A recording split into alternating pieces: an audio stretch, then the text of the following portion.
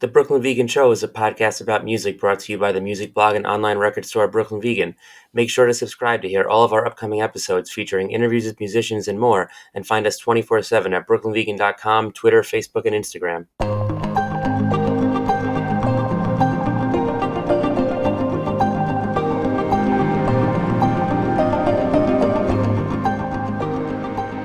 Hey, welcome to the new episode of the Brooklyn Vegan Show. I'm BV editor Andrew Sacker, and today's episode is an interview with Dan Campbell, vocalist of the Wonder Years.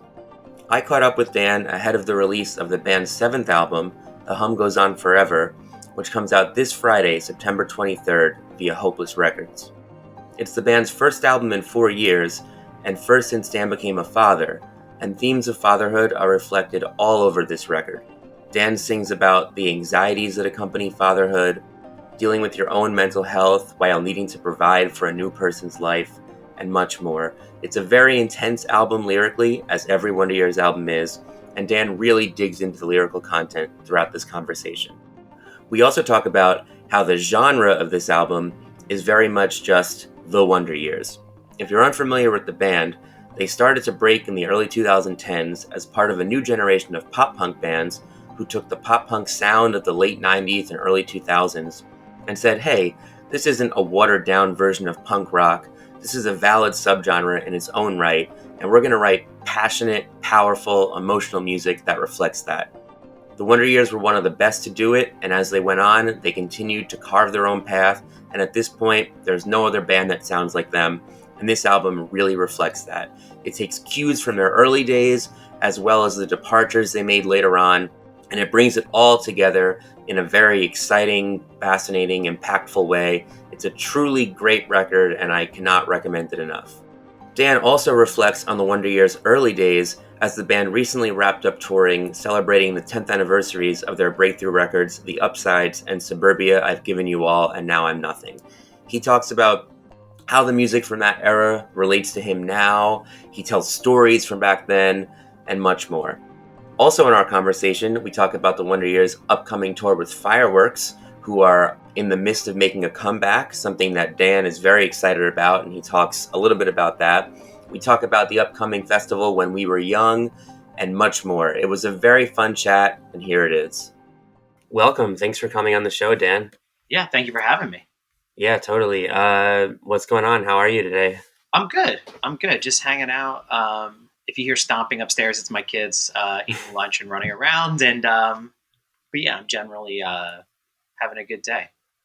Awesome. How about you? I'm all right. Yeah, it's busy at work, regular day. Yeah. So the last time we spoke, which was technically over email, was December of 2019 when the Wonder Years were putting out your second acoustic EP. A lot's changed since then, huh? Yeah, sure has. There's been an entire global plague. So yeah. Basically everything's changed since then. Totally. I mean, I know this is like kind of a cliche question for interviews now, but the Wonder Years had plans in 2020. What was kind of the mindset within the band? I mean, I know you made the best of it. You did a bunch of live streams, put out some songs, but when that hit, what were those conversations like? Well, at first it was like we were one of the bands, and there were a lot of them, but not everybody's on tour in March, right? That's like kind of like a little bit of a lull season. People start going out in March, but we started a tour in February. And so there were a lot of conversations as the tour progressed where it was like, at first it was like, oh, ha, ha, ha, there's this thing and people are worried, but like this happens every couple years, right? It's swine flu all over again. And then it was like, is Nick sick? American healthcare, Nick is really sick. And actually so are all the Spanish love songs, and but there's no test for COVID at this point. And so Spanish love songs just didn't play 2 shows. And Nick with his again, incredible American healthcare here, called his doctor and they were like, yeah, sounds like the flu. Just take this.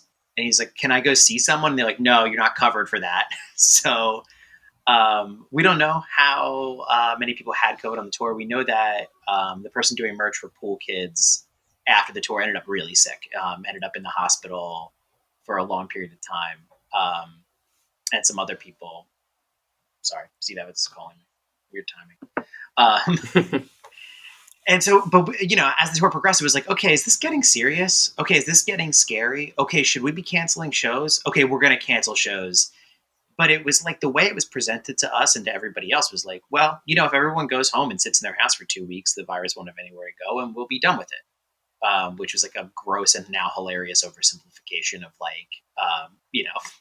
virology. And so we actually rescheduled those tour dates for May of that year. And then within like a week, we're like, oh shit, that's not going to happen.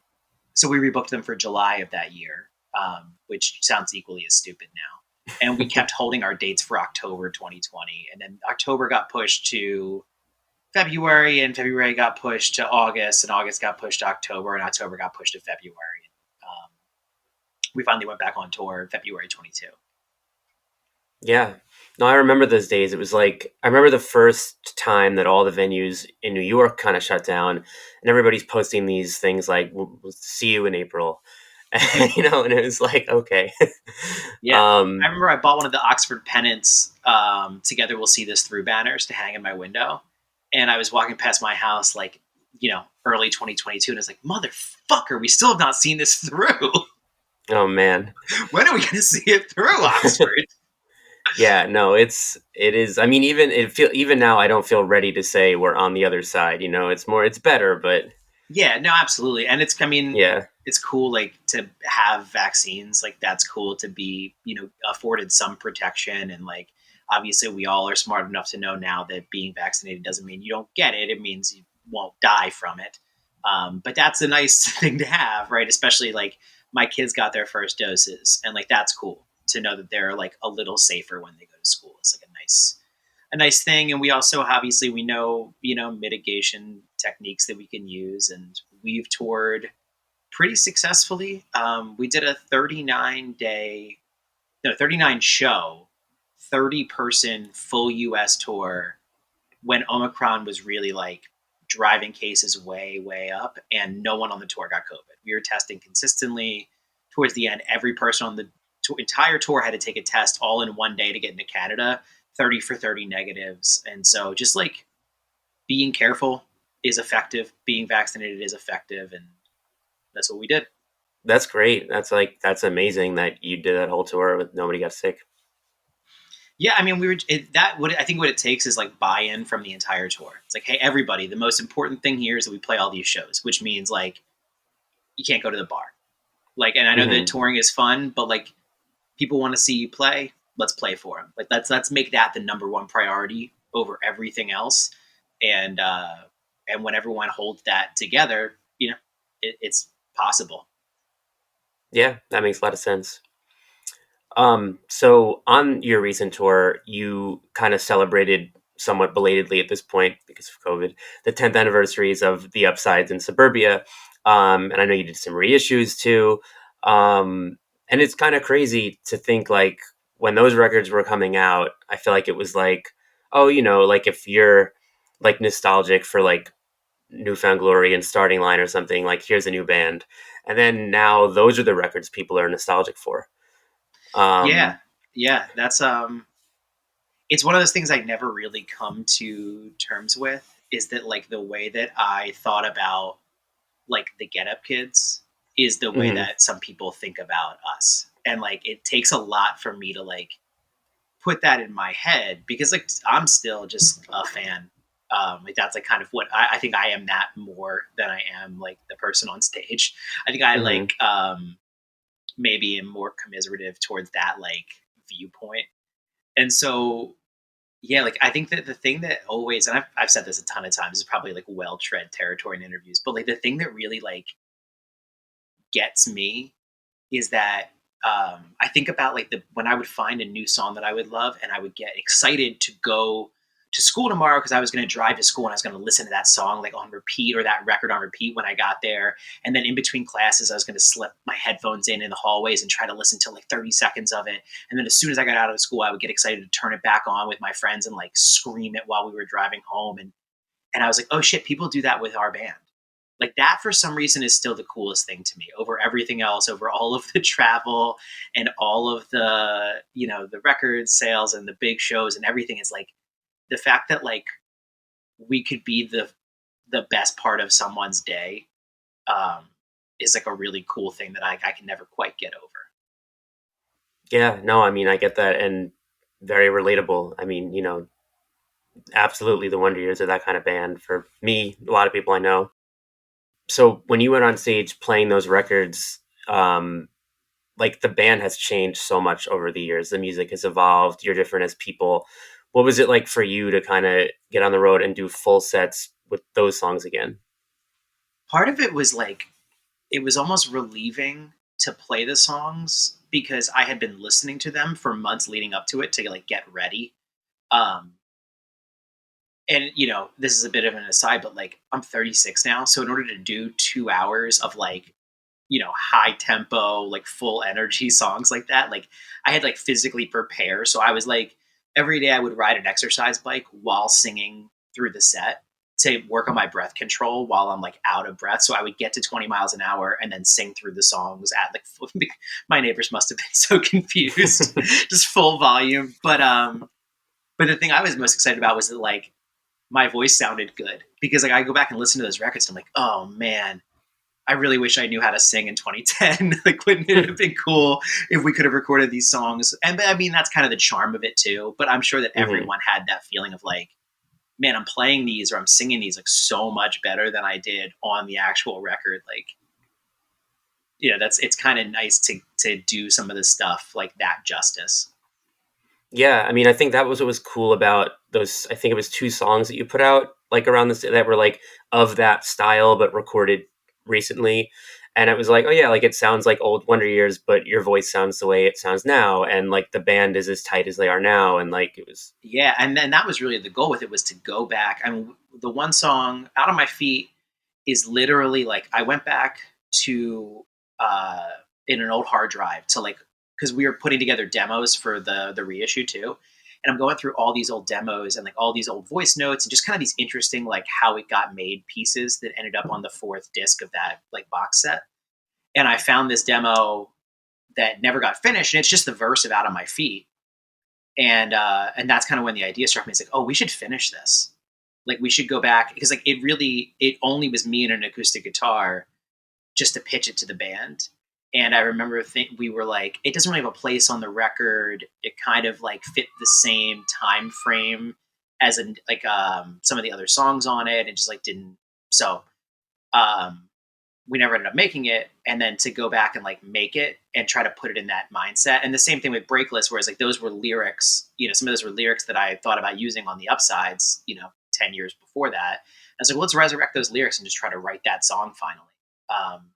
I thought that was a cooler way to like, there's obviously different things you can do. We've done acoustic versions of things before though. The Burst and Decay series is us kind of reimagining songs. And so like, we didn't want to do that. And it was like, well, how do we like kind of show our gratitude towards what those records have given us? Like in like a new kind of interesting way. And it was like, well, let's try to write more songs for them. Mm-hmm. Yeah, that's awesome. Was it like to get back in that headspace, like that really fast paced, high energy headspace, like a little different from what you're doing now? Was it like awkward at all, or did it just kind of like flood right back to you, like felt like the way it used to? It came back pretty fast. What I would say is awkward is that we were trying to do it early, early COVID. And so I was like, well, how do we do this safely? And so like the first practice I was trying to sing with a mask on, but all you could get then were like the cheap paper masks. And so whenever I would take a deep breath to hit a note, I'd suck the mask in and like choke on it. And then I tried doing it with one of those face shields, and that was really uncomfortable. And then we bought a stand-up shower tent, and we put me inside of this like shower tent to sing. But then like I was like in a different room, and like I didn't feel like I was a part. And so that was really difficult to get through that. And that was we also tried to do that for the beginning of writing Hum Goes On Forever. And it was like, man, this is really fucking hard to write in these like kind of like extra circumstances. Mm-hmm. Well, being that you are in such a different place in your life now than when you wrote Upsides in Suburbia, how do those albums resonate with you today? I mean, I think that they're still cool records. Like it's like looking back at a journal. Like if you go to your parents' house and you're like, oh shit, here's my journal from when I was like 20. It just like happens to be that like it's an audio journal that like some people have heard. Mm-hmm. But that's it's more like looking back at old pictures, looking back at a snapshot of yourself and just being like, oh, like sometimes it's like, oh, it was cool that we did, like, this was a really interesting part, or like an interesting thing that we did with this song, or like, oh, I do still love that lyric. Some of it is like, oh, that sucks. That part is bad. I wish that we had done something better there. But a lot of it is just like, isn't it cool that like we built these things together as just a bunch of friends in like a couple of basements, and now people love them? Like, that's cool. That's the main feeling. Yeah, that's awesome. While we're talking about sort of nostalgia, I guess, one of your upcoming shows this year, or 3, I guess, is the When We Were Young festival, which I feel like has on social media been coined like the emo nostalgia festival, even though like both headliners are putting out new music, new like, records. Yeah. Like, yeah. And like, so like it, but and there's a lot of like contemporary bands on it. But I think a lot of it's the name, like if they didn't, like, no one says Riot Fest is a nostalgia festival, even though it's like a lot of the same bands. Sure. Yeah. But there is, of course, this feeling, right, that like if you play emo or pop punk or something, it's like you grow out of it and then you go back to it like only with a distance of nostalgia, which I think we wouldn't be having this conversation if either of us agreed with that. So like, how do you kind of react when like that lineup comes out and then you see like the flood of social media posts, like, throwing these stereotypes on it or being like, this will never work out. Like yeah. Well, I think that part of what's important to know about that fest is we had no fucking idea what it was. This is the information we had for this festival. Is our agent said, hey, there's going to be a rock festival in Vegas.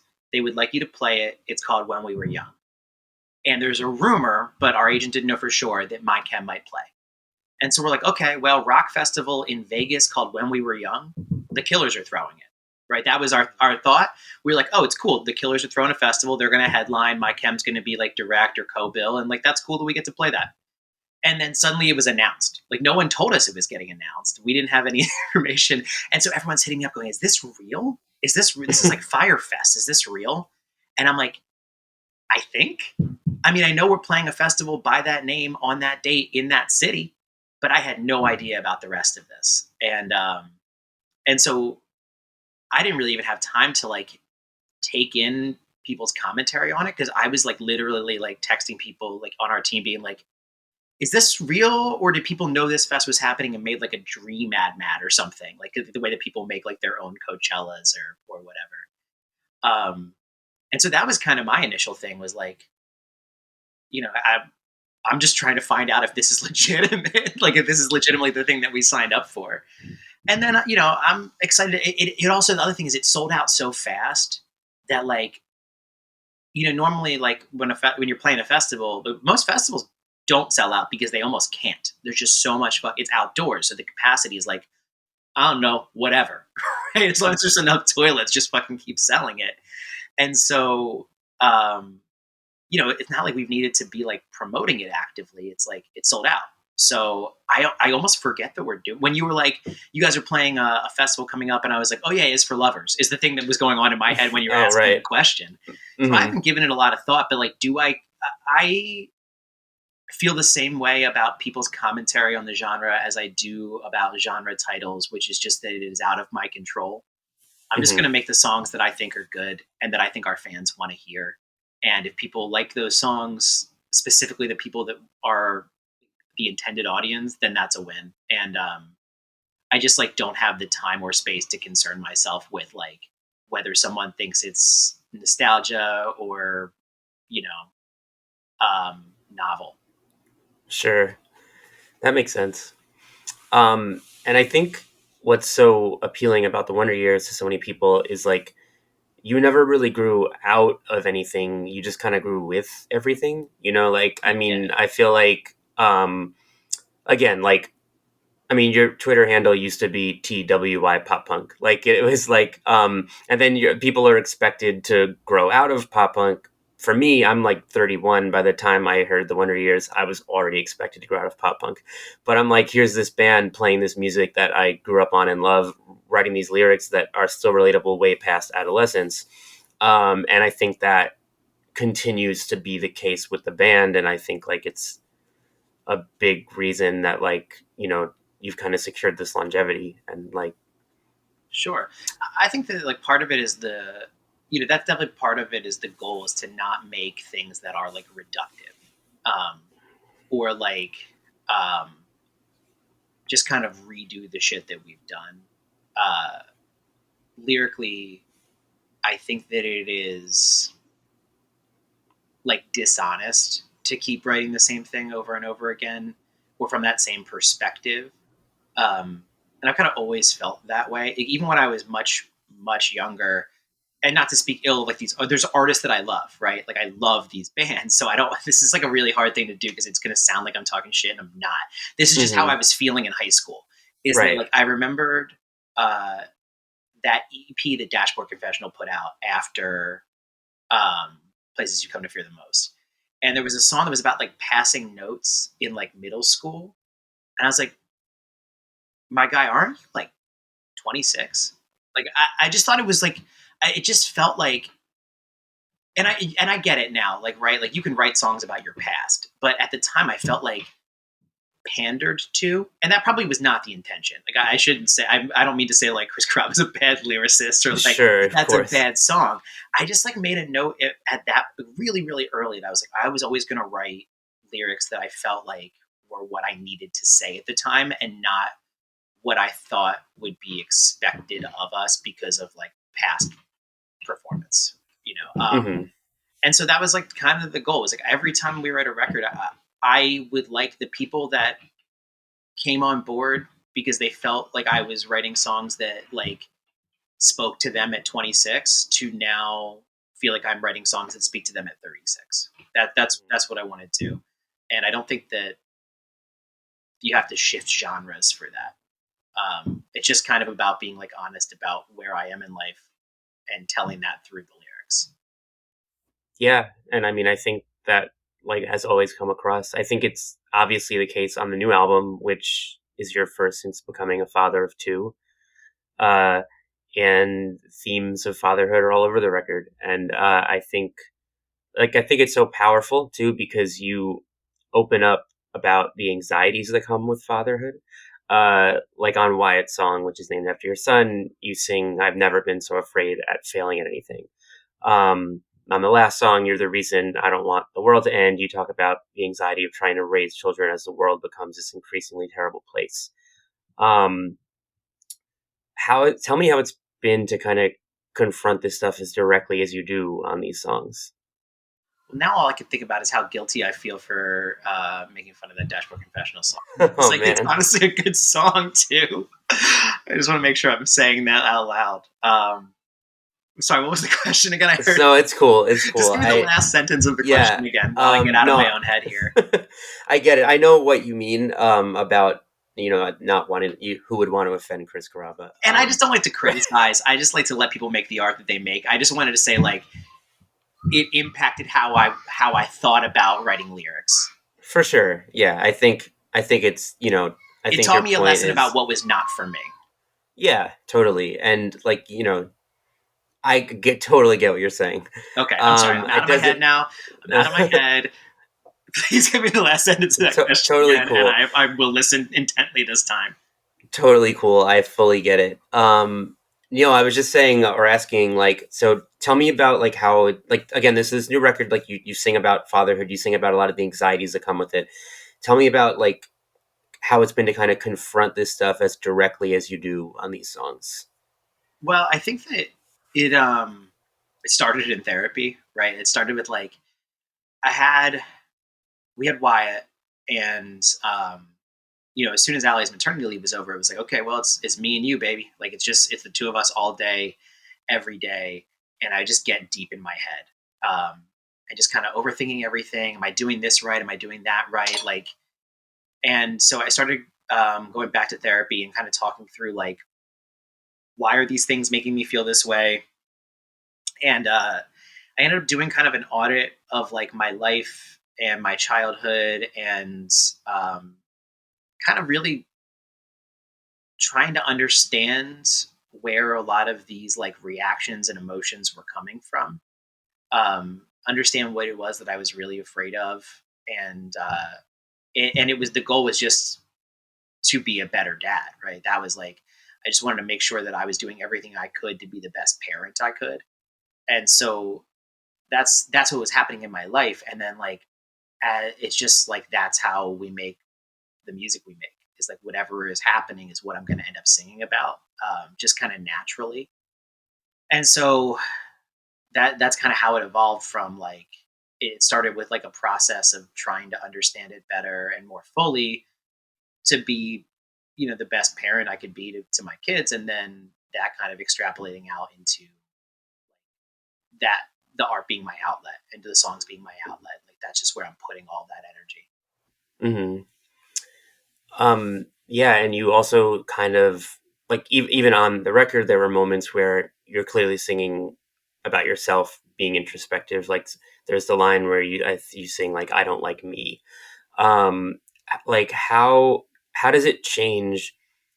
You've talked about mental health in the past, but how does it change to grapple with this internal stuff when you're also like, well, now I'm responsible for two other lives, but What I still just have the it internal just stuff. Yeah, it just adds the pressure. I mean, and that's kind of the whole point of the record, is like, is answering that question: how do you care for these people? Like, my kids need me, and they don't care if I'm having a blue day, right? Like, I mean, they do. If they see that I'm sad, they want to give me a hug, but like, they will still need their dad's attention, and I need to figure out how to parent through that.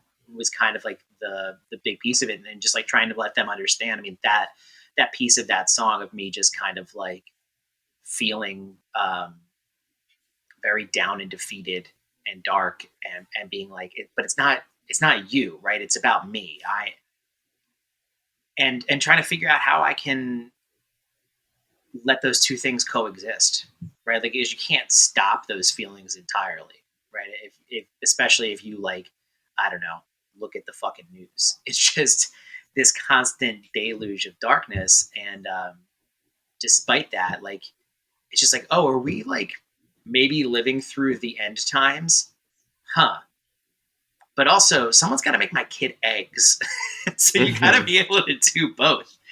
Um, and it's not easy. There's no easy answer to it. It's just kind of like, when you have to do something, you do it. Yeah, for sure. Another thing about this new record that really stands out to me is its relationship with death.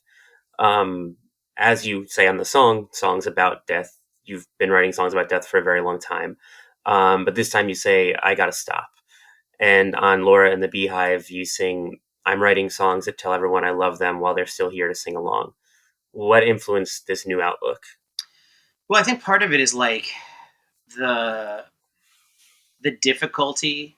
I mean, some not every night. This is a thing that I try to express to people. Is like, some nights you can perform and compartmentalize a little bit, and sing a very sad song and perform a very sad song honestly, without totally opening the wound back up. And then there are other nights where you just can't, and that's like a difficult thing, and a thing that I ruminate on all the time. And I thought before this record, like, hey, maybe I don't want to do that again. Like, maybe I don't want to like set myself up for that, like, constant reopening. But I did. I can't help it. Hmm. But I have been thinking about my grandma, and I've been thinking about, um, she had this like, just like a little scare. Like, it was in the hospital, and she ended up being fine. But I was thinking about like, oh man, like someday I'm gonna have to write like a memorial song, because again, like, that's how I process things.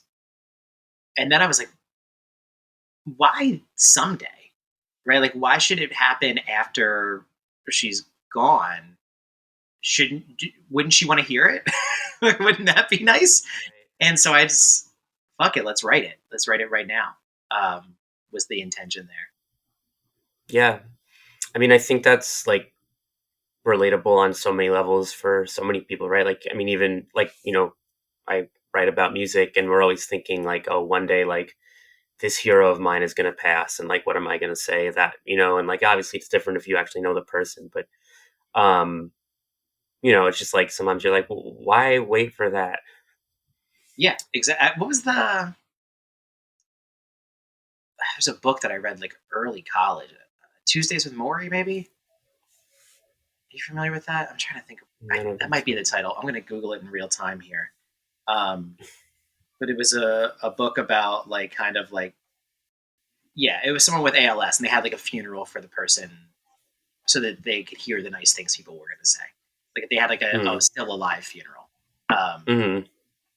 and knock on wood, my grandma's in good health now. She's doing good, and Right. that's awesome. I'm gonna go spend a whole week with her coming up, and um, so we're not in dire straits here, but still nice to be able to play that song for her.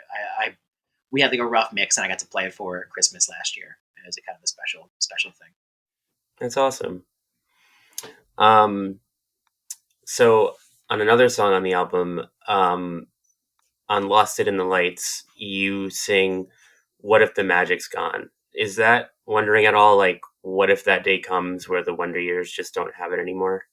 Yeah, I mean that's kind of the point of the song. Is I was thinking about career arcs, and I think Mm-hmm. that like it can be very easy to, and I have seen other artists get like almost like angry towards the end, or like bitter, as they realize their career is like winding down, and thinking about like how I could be anything but grateful, because like there's just like logically no reason this should have happened. There's a lot of times where I'm like, am I is this real? Like, is my fucking life real that I get to do this thing, um, for a living, for all of these people, to commiserate with all of these people? And so like I wanted to make sure that I like express that like when the day comes that we don't get to do that anymore, the only thing I will feel towards those people is gratitude. Right. Like I understand like people can't come to every show anymore. Right. Like like it's a Wednesday night, and I got to get my kids to school in the morning or whatever. People getting older, and like we're very lucky that our shows. I mean, the last tour we did was our biggest tour ever. Very lucky for that. But like we understand that it can't go on forever, and that was just a song to kind of express like gratitude towards that. So it's the full line is, "What if the magic's gone? I guess I should be glad that there was any at all." Mm-hmm. Yeah, I mean, I feel like that's a super healthy attitude to have. Yeah, we love doing it. We loved having the opportunity to do it, and to have been able to do it for this long. Like it has been my full time job now for almost 13 years, um, and we've been doing the band for 17 years. It's crazy. Yeah, I mean, I feel like even like as I get older, like I have especially recently been thinking a lot and really appreciating like bands who pull off longevity. Because when I was like a kid, it'd be so easy to be like, this band sucks after their second album, Yeah, and it's like absolutely. but I right, absolutely like, remember doing that, and now I'll go back and listen to mhm, those records and be like, "Fuck, that record was so good." I just wanted mhm. to have a dissenting opinion to have one. Yeah, I feel like there's so much pressure to be like, like appreciate a band in their youth, find the moment where like you're so convinced they fall off, and like that's the cool opinion, and you want to be accepted. You want people to be like, wow, they're smart. They like know things about music. Like they know that this band is bad after album two. Yeah, Um, and then like I also then get almost because I have that like that snobbery that was like drilled into me as a teenager. Like if I'll see myself being like, wow, guys, like you listen to that like eighth album by that band that we like 20 years ago, it's really good. And then I'm almost like, am I now like the out of touch aging person who like is obsessed? You know what I mean? yeah. Like instead, like, I mean, this is an opinion that apparently is not shared by a lot of people, but probably I believe should be. Tidal Wave, one of the best Taking Back Sunday records, top three, easy. And that's like what their mm-hmm, eighth record. Like, right. um, I think that that's like totally possible. The new Get Up Kids record is fucking awesome. It's really good. Problems, really, really good. And it's I think I'm trying to appreciate that more. but I understand too. There's for some people, there's only space for so many albums from a band in their lives. Mm-hmm. And even bands that I love, like really, really love. Like I fucking love the Mountain Goats. I have not spent time with all 26 or 27 Mountain Goats Right. LPs. I don't have the time for it.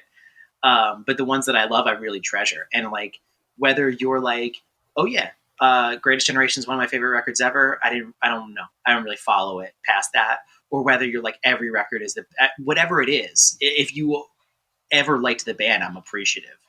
Mm-hmm. For sure. I also feel like, I mean, it's weird, right? Because like with any craft in life, you'd like to think the more you do it, you get better. But then with music, we're like you don't see it happen with film really. You see like actors in their 80s getting like prestigious awards for their latest film, and then like people are like, oh no, like surely that person's songs will be bad after they turn 27. You know, like And I really do think that we've gotten better, but I also can say that there is something special about the mistakes that you make that turn out to be beautiful when you're learning how to do it. Like mhm. when you just like don't know what the fuck you're doing, sometimes you can stumble into some like really special magic.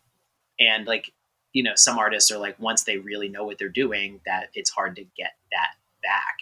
Um, and I felt that about some of our stuff too, where I'm like, man, like not so much when I'm writing, I'm really happy with everything, right? But sometimes I will listen to old stuff, or like when we were getting ready for the Upside Suburbia tour, and I'll be listening to a song and be like, man, I would have never thought to do a structure like this now, Mhm. because it happened so by accident back then. And so there's definitely something about that magic that comes with just like not knowing constraints, and so there are none.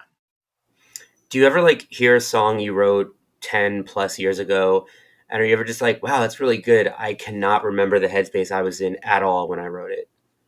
Um, Maybe I haven't thought too much about that. I usually do have a pretty like weirdly good memory for this kind of stuff, and like how Hmm. these songs came together and when they came together and what space we were in when we started writing it, and mentally and physically. Like I remember a lot of like, oh, I wrote this sitting at this window. Okay, I wrote this sitting on this roof. I wrote this sitting on in on a bike, in a shower, whatever. I have I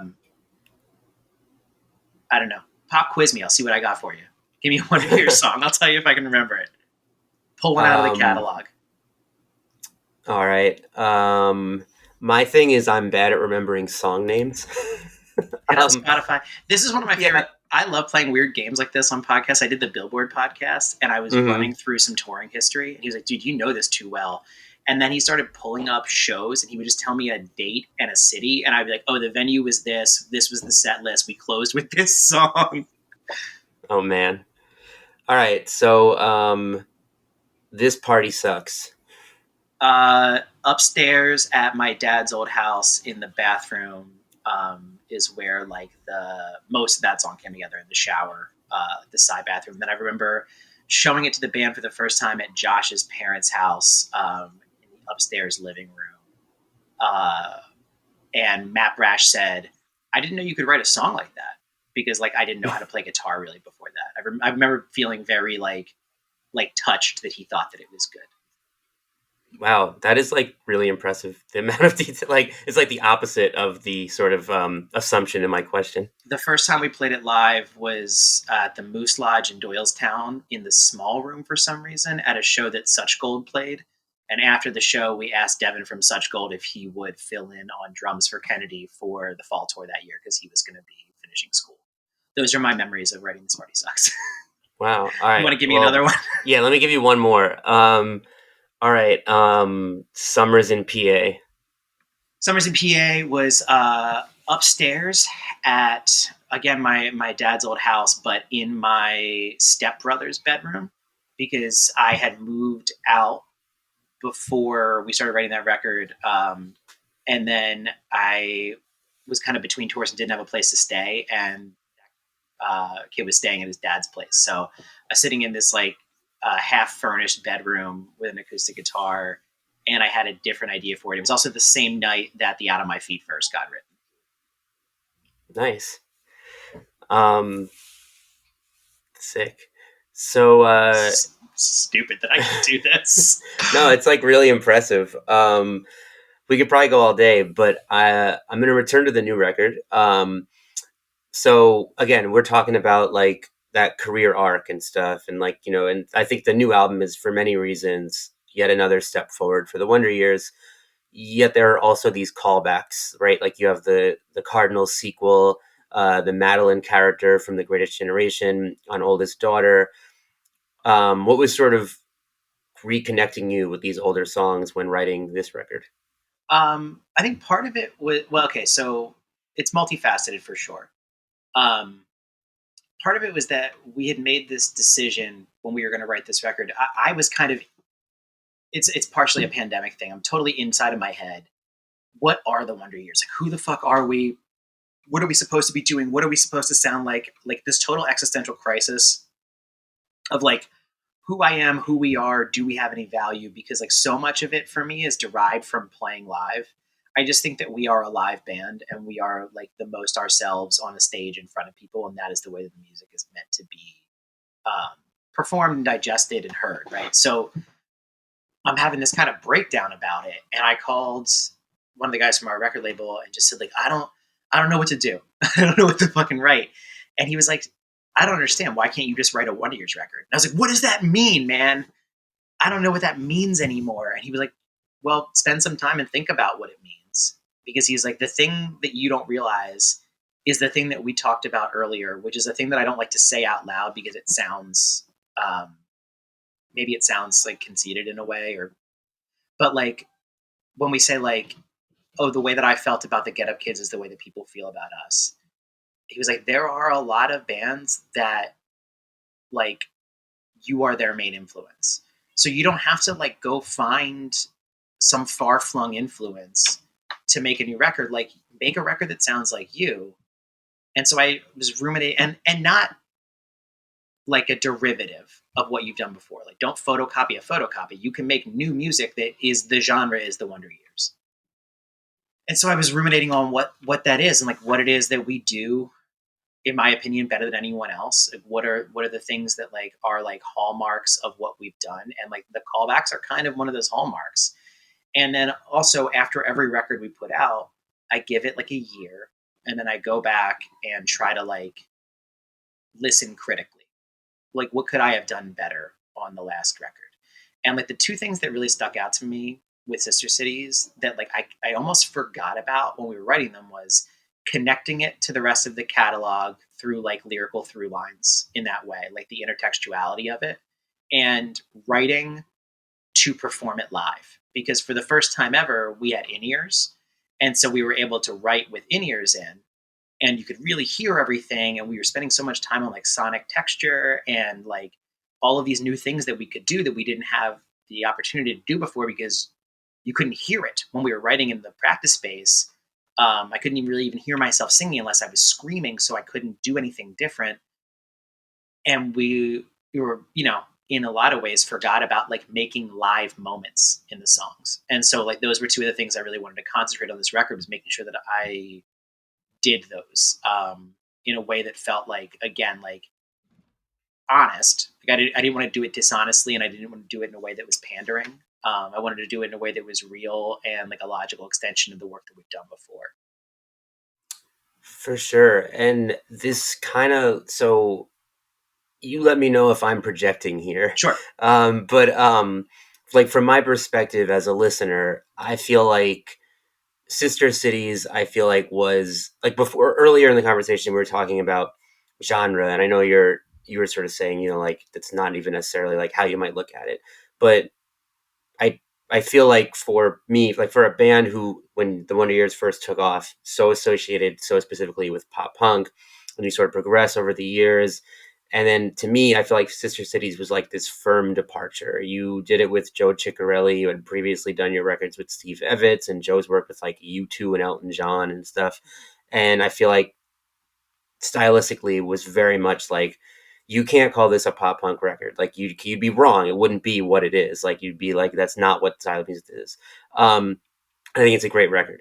And I feel like it's this necessary departure. Like it has to happen for the Wonder Years to move on to like do a certain thing. And then I feel like on the new record, it was almost like you've like taken everything from Sister Cities, but then be like, we can reconnect with No Closer to Heaven and The Greatest Generation. It sounds to me like the band who made all of the previous Wonder Years records being like, we had to make that departure, but we can also connect with our past selves and hear it all is at once. Is that like totally my like fanfic version? No, I think or that you're like not too far off. So as far as Joe Chiccarelli goes, like he made Mean Everything to Nothing. So like that, it was that Manchester Orchestra record that made us want to work with him. Which like that's amazing you say that, because like it might have been the first track on the record. I was like, they did this because of Mean Everything to Nothing. Like that's what it was. Like, I mean, we love that fucking Manchester record. It's so good.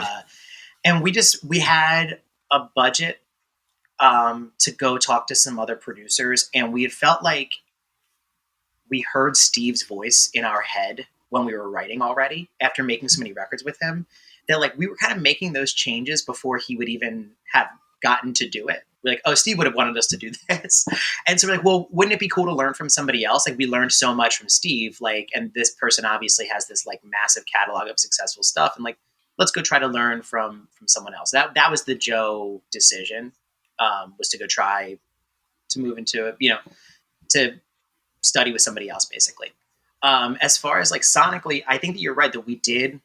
I think it was in part because we felt like we owed it to people, is that like I've always felt like with every record, we should take a step forward, like a firm step forward. Or like another way I always describe it is like we take the walls of our house and we like push them out a little bit. So we are still the same band, but we're giving you more space. There's more things that we can do that we want to show you. And when we made No Closer to Heaven, I was having some really bad writer's block. And I love that record. I really think that like it's a tremendous record, but it was not the full step that I felt like we had owed the fans. And so part of it was feeling like we owe them a little bit on Sister Cities to try to push out. And so, and then part of it was like just saying like, can we learn new shit? Like we've spent a long time now working with these tools, and we think very good at it. Can we learn how to use new tools? And so basically every time we would say, okay, well, here's this next part of the song. And naturally we do thing A. Okay, put thing A on the table then. Thing A is only now there if we can't beat it. Let's try to think outside of ourselves and try things B, C, D, E. And once we exhaust those options, if thing A is clearly the best one, then we'll bring it back and that's what we'll do. But like, let's not just do it because it's the natural thing to do. Let's see if we can find a new way to complete this song. And I think that really pushed us in a lot of ways. And you're right, as far as like genre tags go, like again, I don't really care what people call it. Like it just is what it is. But we felt like there were publications and festivals and opportunities that were closed to us because of the genre tag. And if we could shed it just enough that we'd get those opportunities where we felt like we would be very at home still, then that would have been, exciting for us. But trying to find a way to do that while maintaining like who you are and playing music for the people that want to hear you is like a delicate balance for sure. And then, when we sat down to write this record, we said, okay, like what are all of the best things the Wonder Years do across the entire catalog? Let's do all of those things, which meant using all those new tools that we learned in making Sister Cities, but it meant not ignoring the other ones as well. And trying to make, this is a thing that I keep saying that I'm sure every time I say it, the record label cringes, is like, I don't give a fuck if a single new person likes this. I don't care if we make one new fan. I just don't, because I love the people we play for. I think that they're fucking awesome. They're the coolest people, like the coolest crowds. Every time we hear every tour from the support bands, from the venue staff, like what a like thoughtful, conscientious, like kind, excited group of people. Like we love having your fans here. I love playing for those people. And so I wanted to make a record that I loved and that they would love. And if that grows us, sure, whatever. But if it doesn't, like I don't give a shit. As long as I love it and they love it, mission accomplished. That's all I really, really wanted out of Hum. And I do feel like, you're talking about being on the phone with the label and they're like, like make a Wonder Years record. Like, I think that's what it is. Like, it's just like, to me on this one, like the genre is Wonder Years. Like, I Jamie don't know what else was to call it. Jamie was like, I'm trying to write the four fans of for this record, and all I have right now is the Wonder Years. It was so funny when she sent that out. Yeah, she's like, I don't fucking know. And I'm like, well, that's what it is, though. It's for fans of the Wonder Years. It's like, if and like Hannah wrote like an unbelievable piece for Pitchfork for it. Just like one of those things where like what I spent like a whole day with Hannah and was like, well, they are so much smarter than me, so much more talented, and such a tremendous writer. And they wrote this beautiful piece. And like, I don't know if people read it and checked the band out. And I don't know if when they did, they liked it. I hope that they did, but it's not my main concern. Primarily, I wanted to make a record that people that love this band will love. Yeah. Well, and that the other thing, and I've said it a couple times, and that I love. That's the other part. Right. And like, I think that like there exists this false binary with artists and with,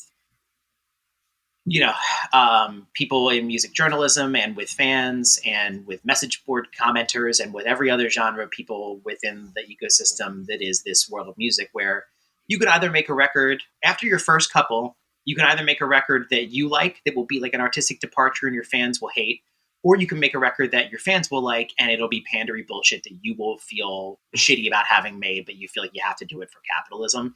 And I just like always reject that binary. Like, I fucking love this record, and from the reaction we're getting from the fans, so do they.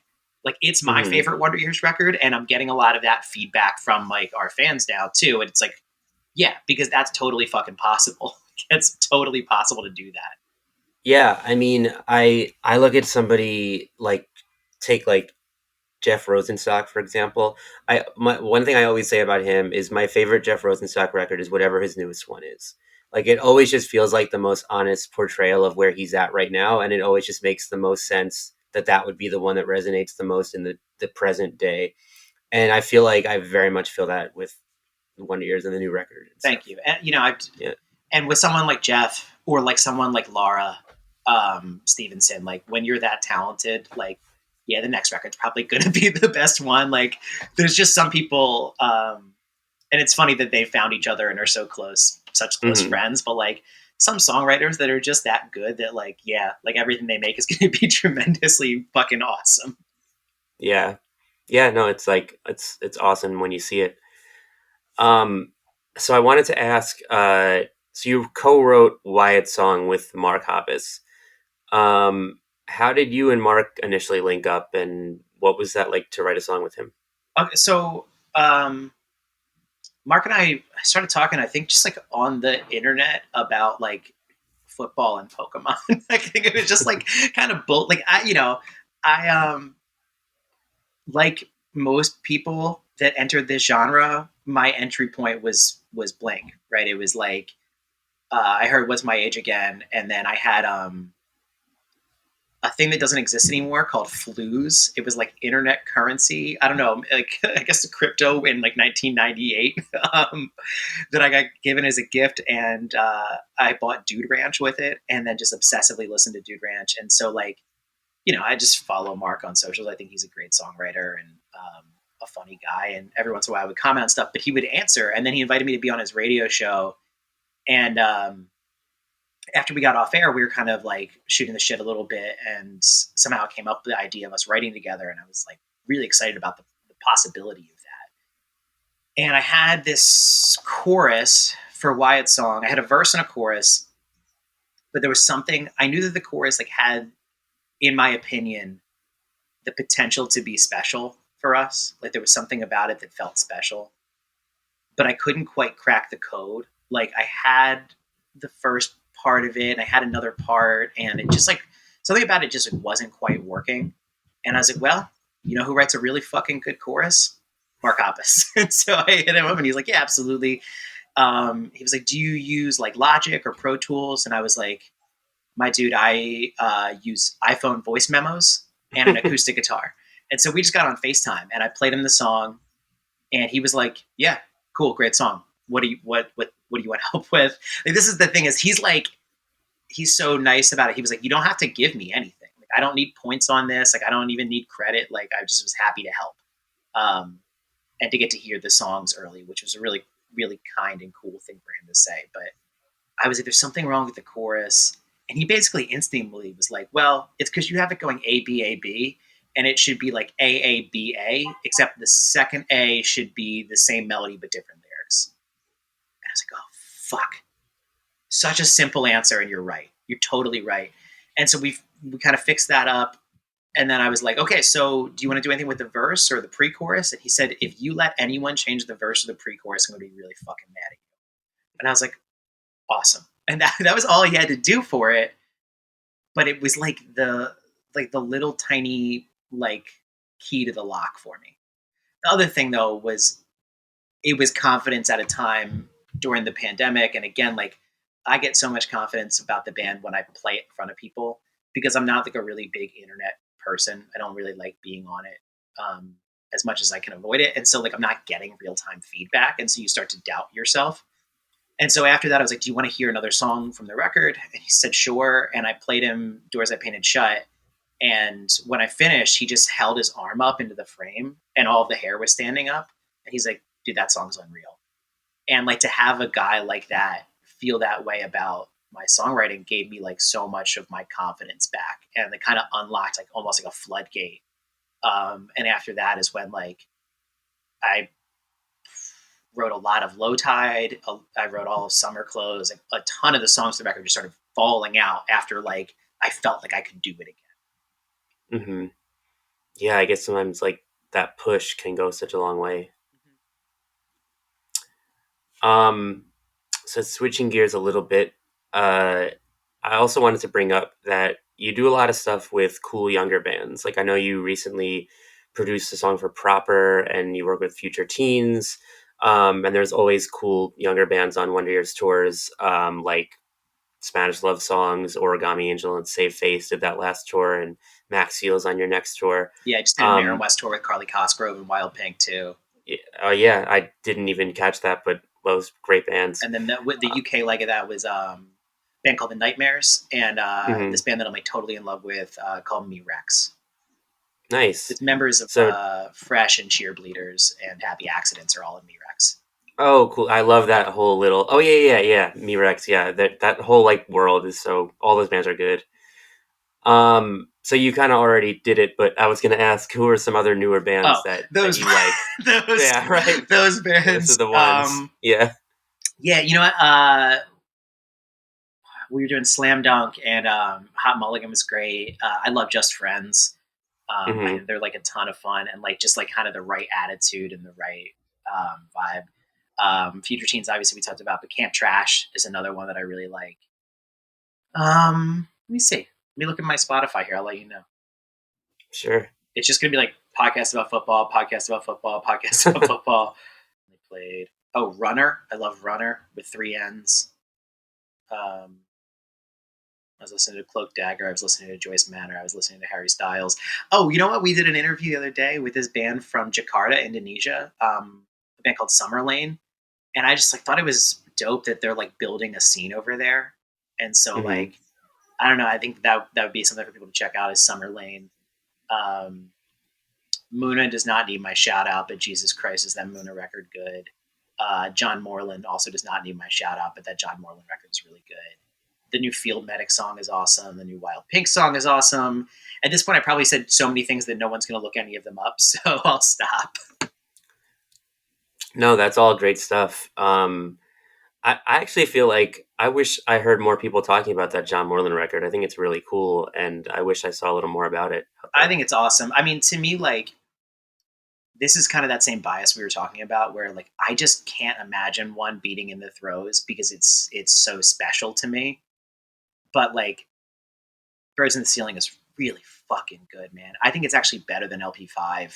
I think it's awesome, and it's like a thing that like if you are, it kind of does a similar thing to Runner, where it's like, hey, it's a kind of singer songwriter stuff, but they have these like kind of glitchy, like fuzzed out, like drum stuff happening behind it, and that's awesome. It's like a really cool smashing of styles. Yeah, I love that too. Like, because I'm probably a little bit less familiar with him than you are, but I know him to be like an alt country singer, And then I was listening to this new record, and I'm like, there's all these like glitchy electronics, which I did not expect. And then kind of went back and heard that there were some of that on LP5 too. Some of it's on LP5, not much on like High on Tulsa Heat. Right. But like, and again, there's none of it on In the Throes, but like, if you have some time to go listen through an old one, In the Throes is like my favorite one. And actually, if you have like two song, if you were like, hey, I have 8 minutes, I would say use those 8 minutes to listen to Oh Julia into God's Medicine. I'm going to definitely do that. Do you have a favorite album of the year so far? Probably Muna. The Pool Kids record is really, really good. Charlie Hickey is really good. Nervous at Night. You have not heard it, or you may have heard it. The general public will not have heard it because it comes out the same day ours does. But the new Future Teens record, Self Help, is like so fucking good. And I do a guest vocal spot on that. That was really fun. What else would be up there for me? I guess those are like the top. Carly Cosgrove, their new record is up there as well. Yeah, I would say that's like kind of the list at the moment. Nice. Yeah, good stuff. How about you? That Soul Glow record is really up there for me. I really love the Big Thief album. I like the Kendrick Lamar album a lot. It just came out, but I don't know if you've heard the new Rico Nasty album, but it is like very quickly inching its way towards like my top 5. I'm gonna go ahead and put that down because that's one that I have not heard. What's the record called? It's called Las Ruinas, if I'm saying that right. Yeah. All right. And yeah, it's just like she's like a rapper, I guess, but the album is like 20 different styles of music, and it's just all over the place. She sings, she raps. There's like electronic dance beats. There's hip hop beats. There's like punk in the mix. It's just like so much. It feels very like 2020s post genre. Like I love everything. I don't care what you call it. You can't put it in a box. Like Bartees a little bit too. That Bartees, is like unreal. Definitely like in that kind of mindset. And Bartees produced that Proper record that I did the co-writing stuff on. And so, The Great American Novel by Proper is definitely worth someone's time. And again, if it's like, hey, I have time for one song, I think that song should be Gene. It's a fucking awesome and heartbreaking song. That Proper record is great. And Bartees' new record is awesome. Unreal. There's a couple tracks in a row on that one too, where it's like, what is it? It's cosigns out of one of the singles. It's just like, damn, it's so fucking good. And like the expanse over the course of 3 songs is like, I've just shifted through like 3 different like universes of music. Yeah. And he just does it so naturally. Like, it's just like, and I've like read so many interviews with Bartees, and it's always just like, because people are always like, oh, how do you defy genre? And he's just like, I don't know. It just happens when I write songs. I just fucking write songs. He's like, I don't know. I just fucking write songs. Yeah. Have you spent any time with that Charlie Hickey record, Nervous at Night? I actually haven't heard that one. It's really good. I think that Marshall Vore produced. It's on Phoebe Bridgers' label. It's right? on Satisfactory. Yeah. It's good. It's in like the Phoebe Bridgers extended universe of like Christian Lee Hudson and like Claude, and it's all in that kind of space. For sure. Yeah, I'll check it out. So real quick, what you were saying earlier, you're like on the phone with the record label and they're like, make a Wonder Years record. And you're like, I don't know what that means. So you got the Wonder Years, you got Aaron West, the Roaring 20s. Last year you put out your first Dan Campbell record. As far as like, what sort of said to you, like, this has to be my name. These can't be Wonder Years songs. These can't be Aaron West songs. Well, the way that they were made was just totally different because they are literally other people's stories. So it was, the same fear that everybody kind of probably had. As it was like, okay, well, it's March of 2020 or April of 2020. I have no idea when I'm going to be. I have this, at this point, just turned 1-year-old. All these bills piling up, and like, I was like, what should I go try to drive a FedEx truck or something? But I'm worried about getting COVID, bringing it home to my kid. I'm like, what can I do? And my manager brought up the idea of like, well, what if you like take commissions? like people will hire photographers to shoot photos of their family. People will hire painters to paint portraits of their families or of their pets. Or what if you did like an audio version?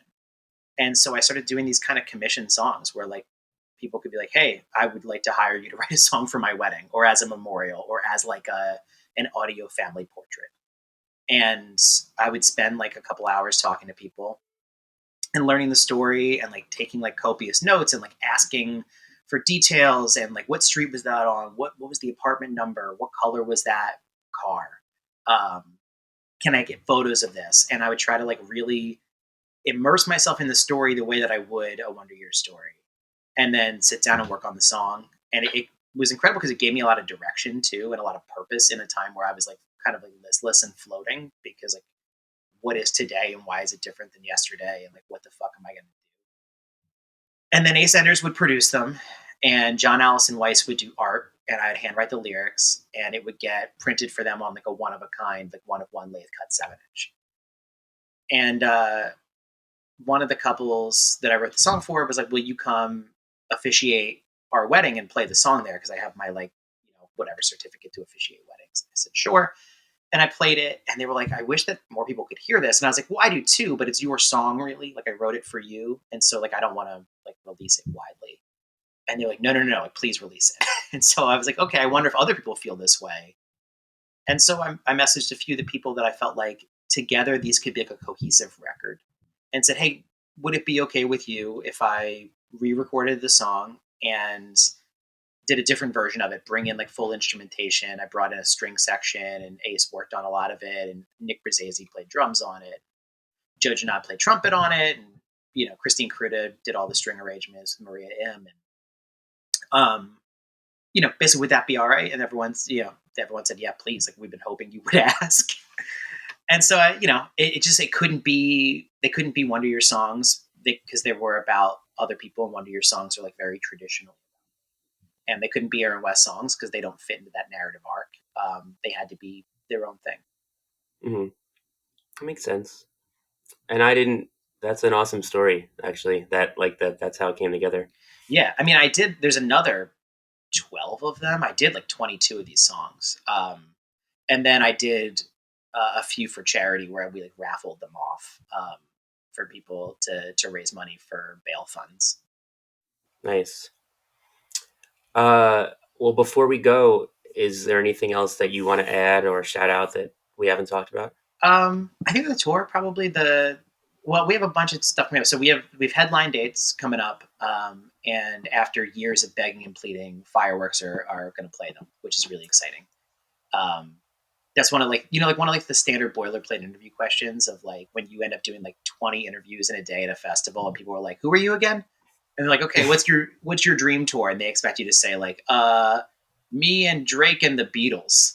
Right. And right. I'm always like, oh, Fireworks. And they're like, no, you could pick anyone, like alive or dead. I'm like, I know that. I understand the question, and I would like to pick my friends because I want to spend time with them. Like that's my answer. And because I think that they're fucking awesome. And so, us, Fireworks, and Maxiel are doing dates in October. We're going to announce, I don't know, maybe by the time this rolls out, we're announcing some headliners in November in the UK. And then we have a bunch of like special festival kind of plays coming up. So we're doing all 3 dates of Is for Lovers. There's a Kansas and a Colorado, and we're headlining both of those with Thursday and Laura Jane Grace.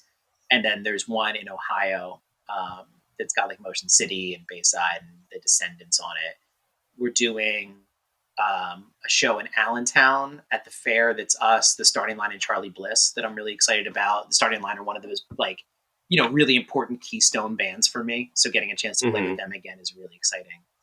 And Charlie Bliss is obviously fucking awesome. We're doing Riot Fest. We're doing the 16th on Riot Fest. And we are doing When We Were Young. And I'm trying to make sure I'm not forgetting any of them because there's a lot. It's for Lovers, Allentown, Riot Fest, When We Were Young. I think that's all. Nice. If I fucked up and forgot you and you're listening to this, please don't dock our pay. I'm so sorry. Just, check out the One Year's website. It's all on there. It's all on there. It's like, Fireworks. That is so exciting that they're back. Like they put that song out in 2019, Mm-hmm. and I feel like it was like, all right, this isn't just like a comeback. They're like completely reinventing themselves. And then I saw when right before that you announced the tour with them, they tweeted like the record's coming out this year. I am like, I can't wait to hear it. Have you heard any of the new stuff? Are you allowed to say? Just demos. I've only heard Uh huh. demos, and they're great. Obviously, they're great, right? Like Mm-hmm. I have some demos um, from Making O Common Life that like I wish they would release because like I love these songs. They're so good. But some of the lyrics got used in like different contexts. But there's like 4 Mm-hmm. more of those songs that are fucking awesome. And the demos I've heard for this are really, really cool. And there's another piece. There's a piece of a song called Mega Church that is in that trailer that they released like 2 years ago now. So I'm really excited to hear a final version of that. And yeah, it's kind of like from what I've heard, it is what I expect out of Fireworks, which is to like push the limitations of like what people think the genre is, and to do it in a bunch of different directions. Like it's not like because that to Dematas to me is like there's clearly some like national or like no twist influence there, but they don't. It's not like they exclusively follow that path. It's not like they're only pushing out on that wall. They're pushing out on all of them. Hey, so thanks again to Dan. Thanks for listening. Go check out the Wonder Years' new record, The Hum Goes On Forever, out this Friday on Hopeless Records. It's a very, very good album. I can't recommend it enough. Catch the Wonder Years on tour this fall with Fireworks and Max Seal. And subscribe to the Brooklyn Vegan podcast wherever you listen to podcasts, and stay tuned for our next episode.